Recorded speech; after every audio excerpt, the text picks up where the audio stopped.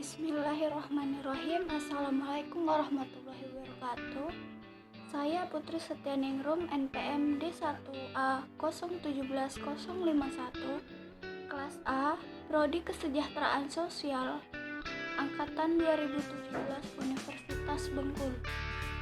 Di sini saya akan menjelaskan tentang ringkasan mengenai metode kuantitatif untuk analisis kebijakan, di mana merupakan tugas analisis kebijakan pembangunan oleh Bapak Dr. Aris Munandar, SOS MSI.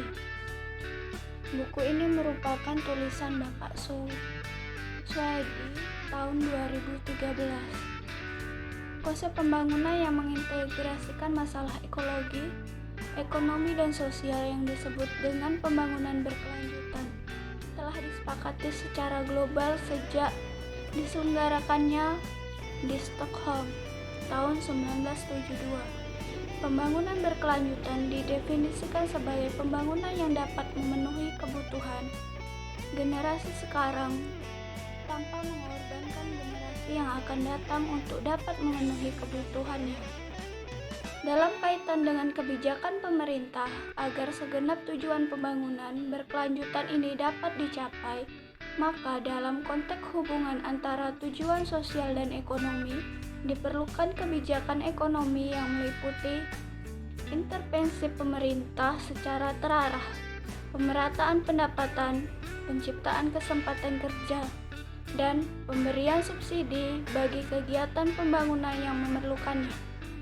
Sementara, dalam konteks hubungan antara tujuan sosial dan ekologi, strategi yang perlu ditempuh adalah partisipasi masyarakat dan swasta serta konsultasi.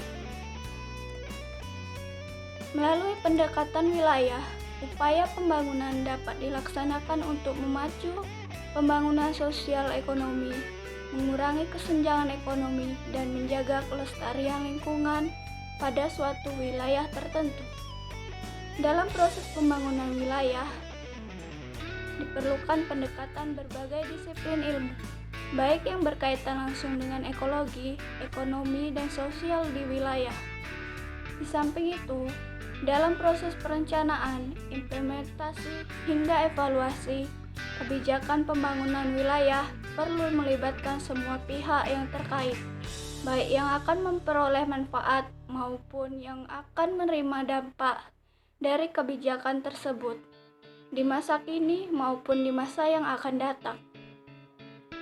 Metode kualitatif dan kuantitatif merupakan dua pendekatan yang berkembang dalam riset ilmu sosial, termasuk kebijakan. Pendekatan kualitatif pada umumnya tidak banyak menimbulkan perdebatan dibandingkan kualitatif, karena lebih terukur dan melibatkan penggunaan data seperti data numerik, sehingga dapat mengurangi subjektivitas atau bersifat bias. Pendekatan kuantitatif dapat membedakan variabel secara lebih mudah, sehingga dapat dimodelkan dengan berbagai model statistik dan dapat membuat faktor-faktor yang tidak terkait dengan objek penelitian. Sebaliknya, pendekatan kualitatif cenderung subjektif, di mana pandangan peliti biasanya menjadi bagian dalam kesimpulan penelitian. Pendekatan kualitatif digunakan dalam situasi tidak terlalu jelas apa yang sesungguhnya dicari dalam suatu penelitian. Berbeda dengan pendekatan kuantitatif di mana sudah diketahui yang akan dicari dalam suatu penelitian sebelum peneliti dilakukan. Pada pendekatan kualitatif, fokus penelitian menjadi lebih jelas saat peneliti dilakukan. Perbedaan antara metode kuantitatif dan kualitatif dapat juga dilihat dari pengumpulan dan analisis data. Pada model kualitatif, pengumpulan data biasanya tidak dilakukan secara random, tetapi dengan tujuan tertentu. Partisipasi dapat didefinisikan sebagai bentuk keterlibatan dan keikutan serta masyarakat secara aktif dan sukarela, baik karena alasan-alasan dari dalam diri maupun luar dirinya, dalam keseluruhan proses kegiatan yang bersangkutan. Partisipasi berdasarkan tingkat keterlibatannya, masyarakat dibagi menjadi 4 tahap sebagai berikut. Pertama, mobilisasi. Kedua, pengenalan partisipasi. Ketiga, pemberdayaan masyarakat. Keempat, kemitraan. Partisipasi masyarakat dalam proses pembangunan pada 4 tahapan, yaitu: pertama, partisipasi dalam pembuatan keputusan. Kedua, partisipasi dalam pelaksanaan. Ketiga, partisipasi dalam manfaat. Dan keempat, partisipasi dalam evaluasi. Dalam membangun partisipasi masyarakat pada perencanaan kebijakan, tidak terlepas dari kinerja masyarakat, lembaga pendamping, serta kemampuan pemerintah dalam mengikutsertakan dan mengakomodasi konsep pembangunan partisipatif. Masalah dalam perumusan kebijakan publik yang partisipatif tidak akan dapat dijawab tanpa dialog yang melibatkan semua stakeholder dan rujukan kasus-kasus empiris di berbagai daerah. PRA sangat penting dan merupakan suatu alat, metode yang dapat digunakan dalam menganalisa data masyarakat dalam upaya pemberdayaan masyarakat pedesaan dengan pola pendekatan partisipasi. Analisis sistem merupakan kajian struktur yang bertujuan: pertama, mengidentifikasi unsur-unsur sistem dan subsistem. Kedua, memahami proses-proses yang terjadi di dalam sistem. Ketiga, memprediksi kemungkinan-kemungkinan keluaran sistem sebagai akibat adanya perubahan di dalam sistem. Pengertian kebijakan merujuk pada 3 hal, yakni sudut pandang point of view, rangkaian tindakan, dan peraturan. Definisi kebijakan ialah respon dari sebuah sistem politik terhadap demand atau klaim dan support yang mengalir dari lingkungannya. Kebijakan publik adalah segala ketentuan yang ditetapkan oleh pejabat publik yang bersangkutan paut dengan publik dan apa yang dilakukan atau tidak dilakukan oleh pejabat publik sesuai kewenangannya. Analisis kebijakan publik bertujuan memberikan rekomendasi untuk membantu para pembuat kebijakan dalam upaya memecahkan masalah-masalah publik.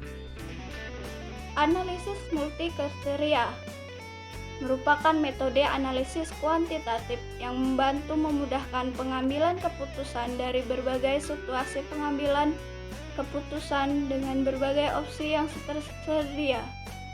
Pengambilan keputusan sering kali tidak mudah dilakukan apabila menyangkut berbagai kerja maupun dampak yang mungkin timbul terhadap berbagai pemangku kepentingan atau stakeholder sehingga menjadi kompleks. Analisis stakeholder.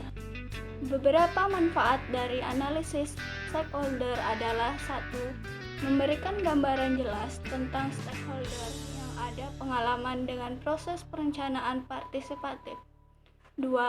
Memberikan kesempatan semua pihak untuk memahami kondisi dinamika masyarakat.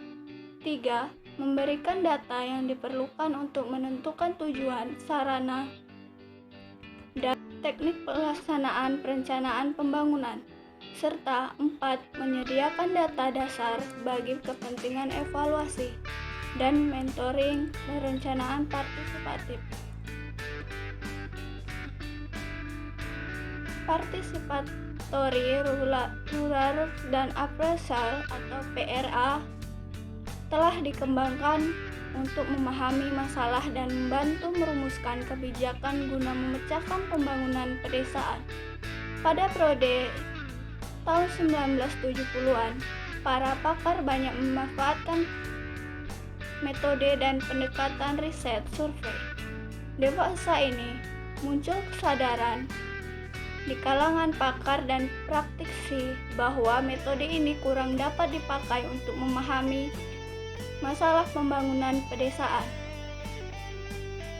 Sebagai suatu istilah, Memahami desa secara partisipatif atau PRA mencerminkan adanya perkembangan kelompok, pendekatan, dan metode yang memungkinkan masyarakat desa saling berbagi, menambah, dan menganalisis pengetahuan tentang kondisi kehidupannya dalam rangka untuk membuat perencanaan dan tindakan. Dalam PRA, masyarakat sendirilah yang memiliki dan saling berbagai informasi. Orang luar hanya sebagai fasilitator. FGD merupakan bentuk penelitian kualitatif di mana sekelompok orang yang bertanya tentang sikap mereka terhadap produk, layanan, konsep, iklan, ide, atau kemasan. Pertanyaan diminta dalam grup pengaturan interaktif di mana peserta bebas untuk berbicara dengan anggota kelompok lain. Manfaat HP memadukan institusi pemikiran, perasaan, dan penginderaan dalam menganalisis pengambilan keputusan. Kemudian memperhitungkan konsistensi dari penilaian yang telah dilakukan dalam membandingkan faktor-faktor yang ada, dan memudahkan pengukuran dalam elemen serta memungkinkan perencanaan ke depan. Trade-off analysis atau TOA merupakan sebuah proses di mana stakeholder dilibatkan untuk mempertimbangkan strategi-strategi pengelolaan yang berbeda dan secara tegas menentukan prioritas kegiatan. Bot et al. 2001.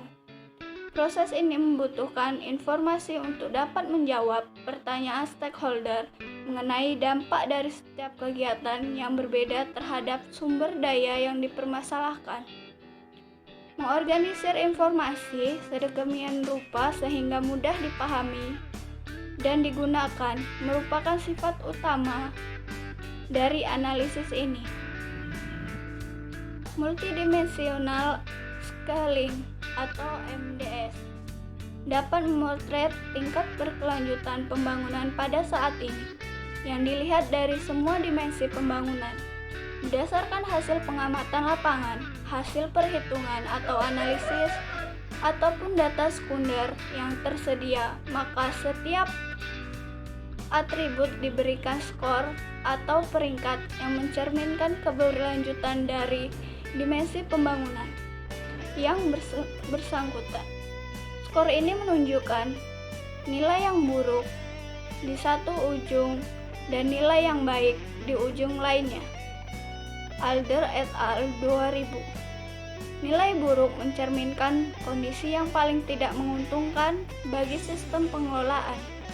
Sebaliknya, nilai baik mencerminkan kondisi yang paling menguntungkan. Di antara dua ekstrim nilai, terdapat satu atau lebih nilai antara bergantung dari jumlah peringkat pada setiap atribut. Implikasi: berbagai software telah dikembangkan untuk membantu proses analisis tersebut, di antaranya AHP, MDS, Borsim, Stella, dan iThink atau sistem dinamis. Bahkan yang sederhana seperti Microsoft Excel dapat digunakan untuk AP, MPE, TOA, dan AHP.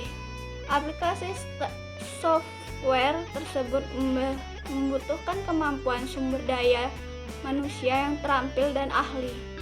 Keahlian dibutuhkan bukan hanya pada keterampilan menjalankan software, tetapi yang lebih penting adalah kemampuan untuk menerapkan disiplin ilmu yang dimiliki ke dalam sistem terpadu dan ditransferkan ke dalam model yang appropriate sehingga dapat mewakili keadaan sebenarnya.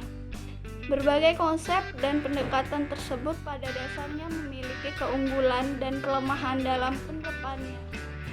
Namun demikian, untuk dapat berfungsi optimal dalam analisis untuk mencapai tujuan yang diinginkan, kelemahan analisis tersebut dapat diminimalisir dengan mengombinasikannya berbagai teknik-teknik analisis yang ada. Misalnya, kombinasi antara analisis SWOT dan AHP menjadi AWOT dapat mengurangi kelemahan AHP dan SWOT.